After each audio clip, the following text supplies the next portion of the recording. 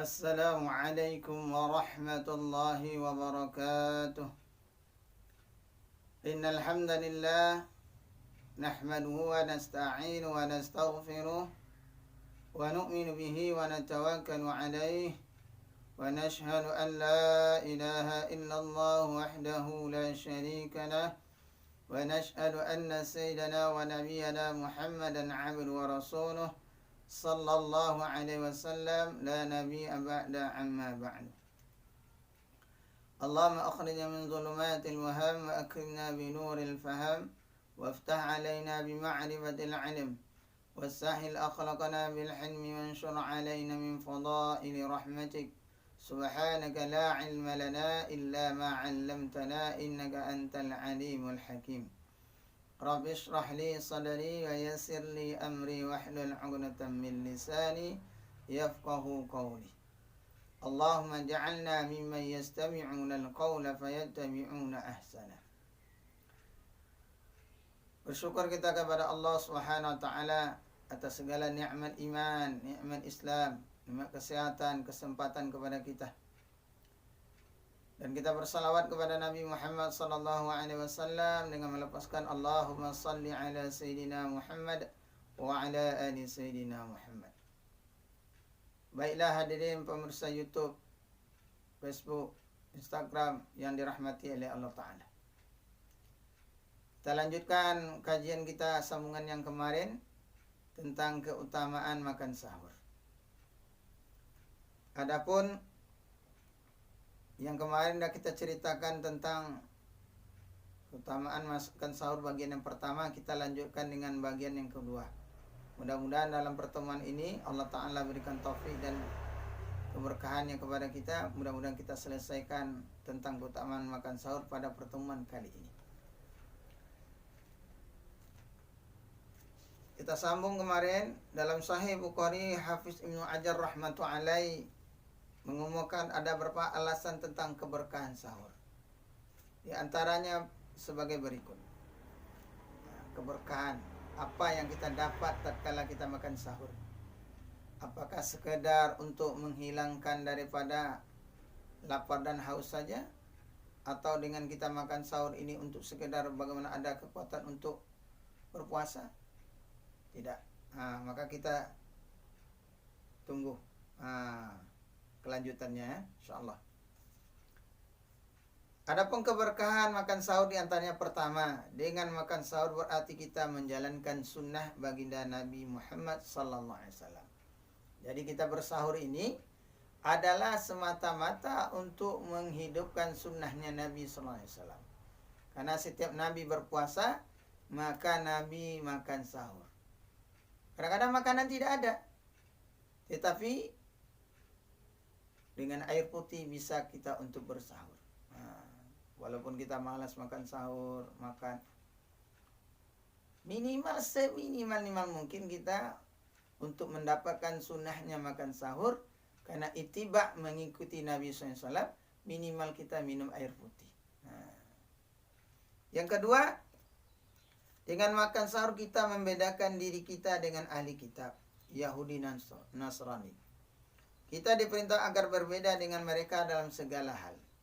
Jadi penyebab bahkan perbedaan puasanya umat Nabi Muhammad sallallahu alaihi wasallam dengan umat terdahulu ahli kitab yaitu Yahudi dan Nasrani adalah di makan sahur. Mereka tidak ada akan makan sahur, tetapi kemuliaan yang Allah Ta'ala berikan kepada umat Nabi Muhammad sallallahu alaihi wasallam, Allah berikan mereka ini sunnahnya makan sahur karena ittiba mengikuti Nabi SAW. Sehingga kita dianjurkan berbeda dengan mereka dalam segala hal, termasuk dalam makan sahur. Yang keempat, makan sahur meningkatkan kelapangan hati dalam beribadah. Jadi kalau kita makan sahur ini ada kekuatan untuk ibadah, sehingga tatkala ibadah ini Masya Allah lebih tenang gitu. Kalau nak makan sahur ini kadang-kadang Masya Allah, kadang-kadang emosinya naik kan? Tersinggung sedikit marah. Maka salah satu keutamaan makan sahur itu adalah membantu menghilangkan kemarahan dan tabiat yang buruk yang biasa timbul daripada lapar. Jadi dengan keberkahan makan sahur yang kelima itu, Dengan makan sahur menghilangkan kemarahan dan tabiat yang buruk karena lapar. Yang keenam, waktu sahur adalah saat yang baik untuk membantu tetangga fakir miskin yang datang meminta bantuan. Kalau kita diberikan kelebihan makanan, dan kadang-kadang makanan itu lebih-lebih, bahkan kadang-kadang kalau kita makan satu keluarga nggak habis-habis, maka kesempatan terbaik memberikan kepada orang-orang yang fakir miskin, orang yang tidak mampu, kita berikan mereka makan sahur. Inilah kesempatan terbaik. Kadang-kadang hadirin yang mulia, banyak makan makanan kita tatkala waktu sahur menjadi mubazir, menjadi tidak bermanfaat. Maka alangkah bagusnya tatkala kita makan sahur, makanan yang kita buat, makanan yang kita makan, kita sisihkan juga untuk tetangga kita, karib kerabat kita, orang-orang yang tidak mampu di kalangan kita. Yang ketujuh, waktu sahur adalah saat-saat doa diijabah, saat-saat doa dikabulkan. Wabil ashari hum yastaghfirun. Maka pada waktu sahur minta ampunlah. Kesempatan terbaik bagi kita untuk berdoa kepada Allah. Doa yang pertama kita munajatkan kepada Allah agar Allah tambahkan hidayah kepada kita, dan Allah Ta'ala masukkan kita ke dalam surga, dihindarkan kita dari api nerakanya Allah Ta'ala.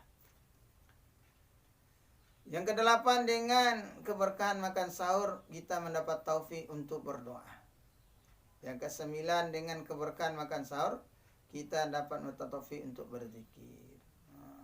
Jadi makan sahur itu supaya Allah Ta'ala berikan kekuatan kita untuk amal, kekuatan untuk sholat, kekuatan untuk berzikir kepada Allah, kekuatan untuk berdoa kepada Allah. Dan masih banyak lagi fadilah makan sahur.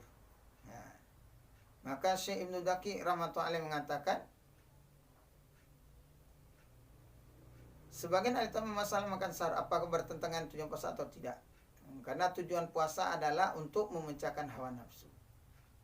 Maka ada bagusnya supaya kita makan sahur jangan terlalu banyak. Untuk bagaimana menguatkan tulang kita untuk puasa saja. Tapi ada juga pendapat kalau kalangan orang-orang yang bekerja, kalangan pelajar, santri, maka dianjurkan banyak makan sahur. Supaya apa? Supaya ada kekuatan untuk mencari nafkah, supaya ada kekuatan untuk belajar. Maka hadirin yang mulia, dengan kita makan sahur ini, maka supaya kita ada kekuatan untuk beribadah pada siang hari Ramadannya. Maka mudah-mudahan kan, dengan kita mengenal, dengan kita tahu fadilah, keutamaan, keberkahan makan sahur, maka kita jaga supaya Allah Ta'ala berikan kita taufik dan hidayah.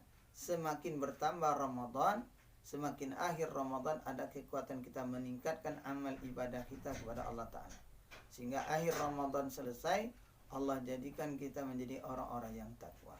Amin ya rabbal alamin. Assalamualaikum warahmatullahi wabarakatuh.